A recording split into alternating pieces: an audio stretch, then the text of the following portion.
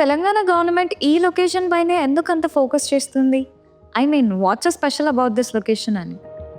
ఈ లొకేషనే ఎందుకు అంటే సింపుల్ రీజన్ ఏంటి అంటే ఇందాక నేను చెప్పినట్టు bulk land availability and connectivity. ఏదన్నా ఇప్పుడు పెద్ద projects and international investments expect చేసేటప్పుడు మనకు కావాల్సింది కనెక్టివిటీ అండ్ ఎయిర్పోర్ట్ అవైలబిలిటీ.